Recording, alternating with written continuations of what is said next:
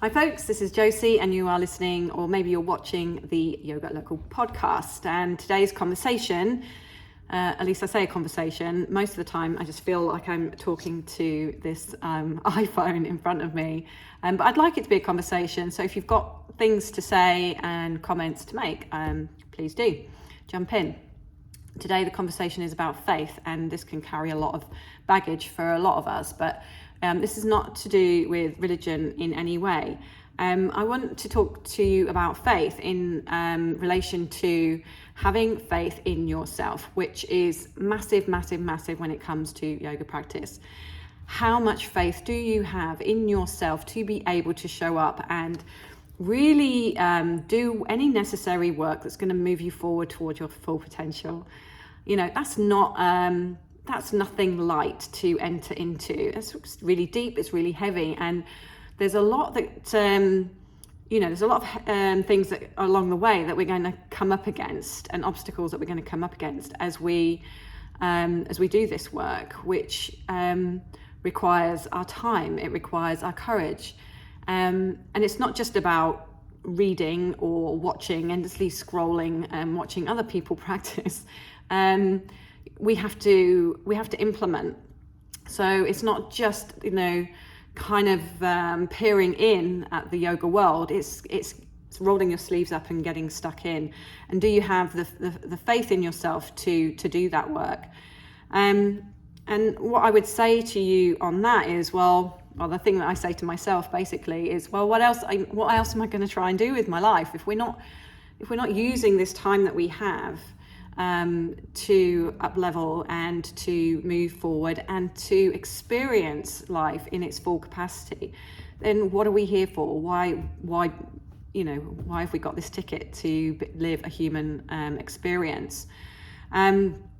So let's keep going. Let's see how we can develop that faith. And it's not something that's just handed to you, right? I can't say, there you go, there's a handful of faith for you to go and work with. This is something that you're going to have to kind of develop and cultivate along the way. And yeah, to a certain extent, coming up or coming to a studio or rocking up on your mat every day and creating some shapes, that starts the process. But it goes deeper. It goes much deeper.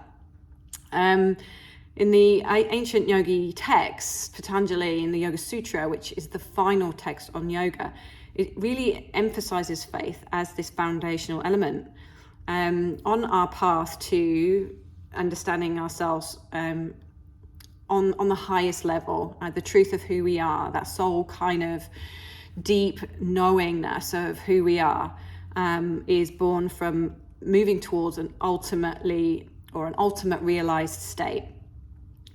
But it's not about blindly following a guru, a mantra, a chant. We don't, I can give you the chants, I can give you the teachings, and as a teacher of yoga, I can give you the science.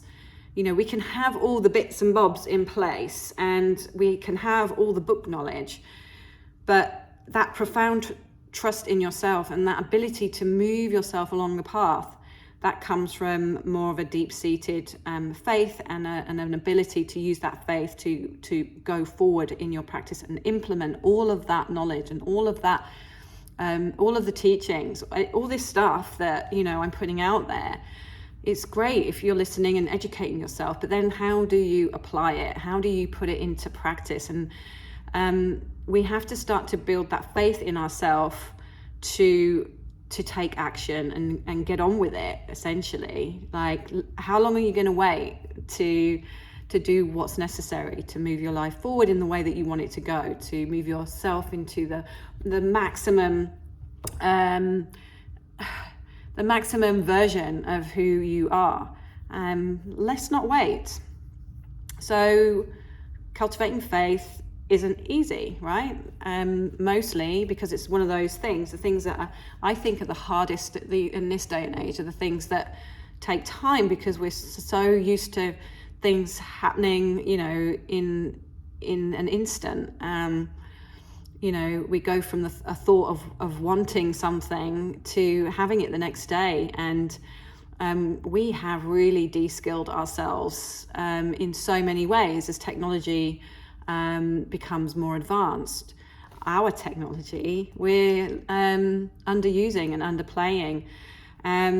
So we need to start to recognize, yes, this technology is amazing. Yes, these things that make our life easier are great, but what are we losing? And are we losing faith in ourselves to do the work? Are we constantly just relying on this technology and or anything external for us to move forward in our life or to achieve any kind of success? And yoga is kind of asking us to go back within and really recognize the power that we have to make our own choices, to rely on ourselves, to have faith in our deep inner wisdom, because when it's truly connected to self, when it's truly connected to who we are, that self-realized part of who we are, then those, as I've mentioned before, those actions and choices that we're making in the moment are always going to be fully aligned and right, and moving us in the direction that we need to go. So let's see what we can do. The technology is not going away, but let's start to have that intuitive knowledge that actually something's going on here, and that might be diluting my ability to be patient and put in the work and wait for the fruits. We can't hurry along. We're coming into May right now, and all the blossom is coming out, and the smells of the lilac and the jasmine, and it's just amazing. But it would be ridiculous to then want that in winter. These things blossom at the right time. Things show up when they need to show up in the grand scheme of things, and we're no different to that. So when we start to lose patience in outcomes, and then we lose faith in ourselves, then you can see how that's really a recipe for not going anywhere very soon. So how can we start to infuse our lives and our practices with more faith? So first of all, it starts with intention, as everything seems to. Intention, we have to start to set aside some time to really connect back with ourselves. And that's why I love yoga practice, because it is that one thing every day that's going to lead me squarely back to truth. The truth of the day, the truth of how I'm feeling, the truth of what I need to move back into that space, however far away that I've landed from it.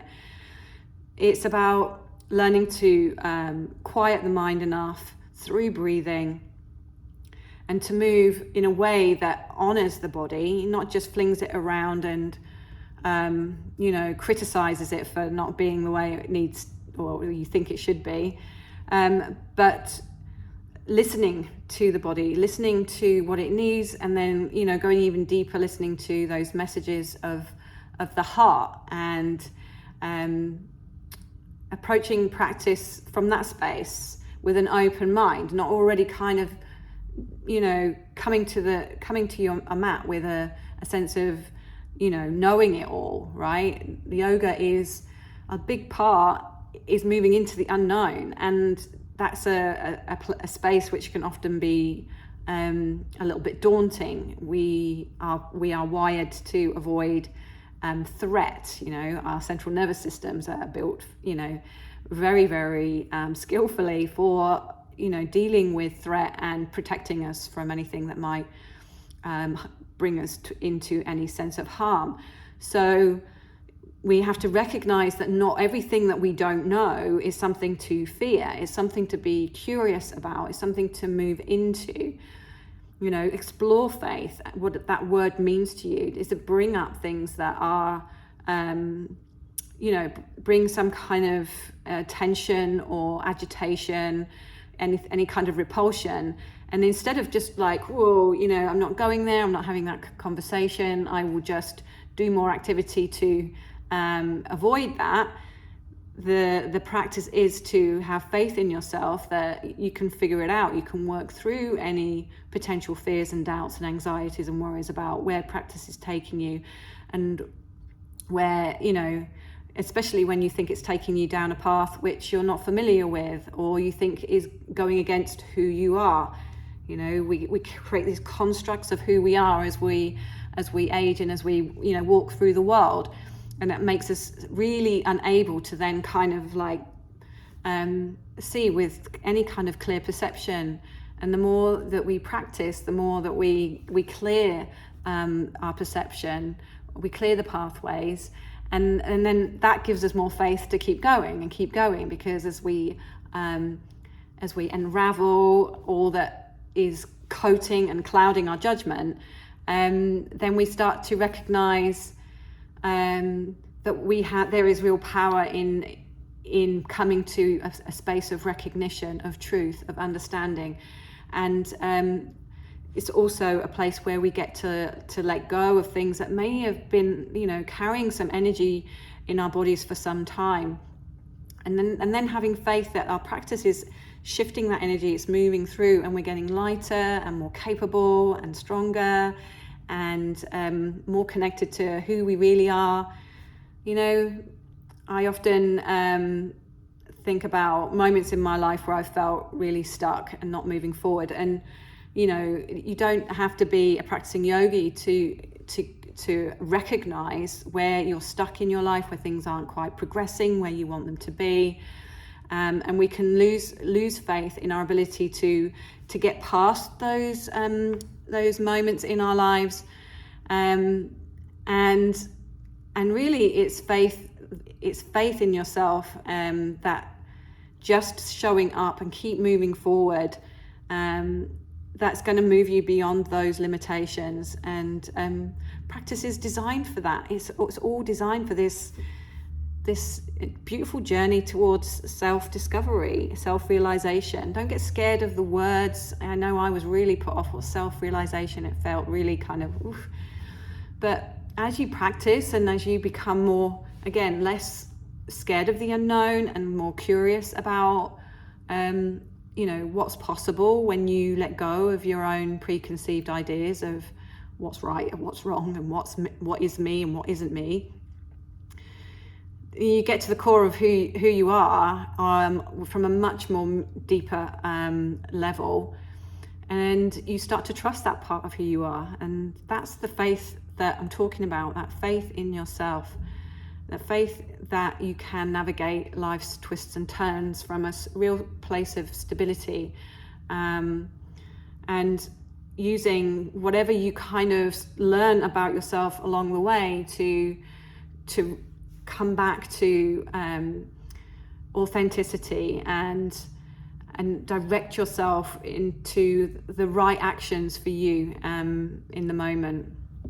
So let's I feel like I've just wandered off on a big tangent there, but ultimately I guess what you're wondering is, well, that's all great, but how does faith help me to touch my toes or do an arm balance? Well, really, if that's your goal, doing postures, doing poses, it's fun, and they might be your goal for a while. But if you really dig deep into something that's beyond, some kind of performative practice, you might start to recognize that there are some bigger prizes in life to go for than nailing an arm balance. And while it is fun, and to a certain extent, practicing consistently will move you towards that goal, and it will give you faith in your ability to show up. But there's something beyond that pose. There's something beyond being able to Instagram a shot of yourself in crow pose or headstand, and that's where I want us to all move towards. That's where I'm going, and hopefully you're in for that ride as well. So let's talk about implementation. So I've got 5 things that can help us integrate faith into our practice. And number one is to believe in your potential. If we start our journey with faith as our guide and our ability to grow, that's a good place to start. And Tantric Hatha Yoga has the science behind it to move us in that direction. Number two, start to think about balancing your effort with surrender. So there comes this kind of, point in practice where we have to recognize when we're overplaying, overworking. Just like in life, we can do that exactly the same in our practice. So we want to dedicate our effort when there's this sincere desire to evolve and grow, but we've got to kind of marry that effort with a sense of surrender and trust in the universe, trust in the natural order, trust in the putting one step in front of the other, showing up day after day. Have that faith, essentially, that you're moving more and more towards the natural flow of life. As you start to align with your energy through practices that cultivate that energy, then that will start to enable transformation to unfold as it should. I've described this in class as like stepping into a stream and letting it take you, as opposed to trying to work against the current. Our practices are designed to move us into the stream, into the flow, and then we get moved towards where we want to go, move towards our destination. So that's number two. Number three is embrace your strength within. So again, this comes back to consistent practice. Anything worth doing, or anything that's going to have any significant results over time, is going to take your time, and it's just really about coming to terms with that. It's a great way of starting to build self-esteem, essentially, because if you're constantly reneging on yourself, letting yourself down, then confidence wanes. Your confidence in yourself will drop every time you go against something that you said you wanted to do, but you didn't do it. So gaining that confidence through practice is priceless, because that's when you'll start to blossom. That's when you have faith in yourself and you have strength coming from within every day. Nothing's going to get in your way. Yoga is power, folks, And I'm constantly telling the guys here who show up that we shouldn't be afraid of claiming our power. While we talk about things like faith and surrender, and it can often sound a little bit woo-woo and a little bit like, peace, love, and, happiness. There's also power in that. There's so much power in knowing yourself, having faith in yourself, being able to rely on and trust in your actions. It's absolute gold. So embrace that strength, embrace that power. Number four is listen to your inner wisdom. So we're going to unlock the power of intuitive insight as we move through traditional practice. When we can start to trust that wisdom, then we're like, we're in that stream. And because when we're aligned with our own energetic frequency, our own individual expression of the whole, then that's a kind of like our frequency. We're dialed into our own frequency, and then that is coming into harmony with the frequency of the universe, the frequency of the whole. So that's when we get this lovely symphony of everything moving as it should, everything working seamlessly. Think nature. Nature works seamlessly. Everything happens at the right time. Think of an orchestra, the wind instruments coming in at the right time, the drums coming at the right time. We've all got an individual frequency expression. We're all individual instruments, and when we're aligned, we're coming in on cue. We're taking those right actions. That's how I see it anyway. I hope that helps. So trust your inner wisdom, because that's what's going to help you play in the orchestra of life. Finally, conquer challenges with determination.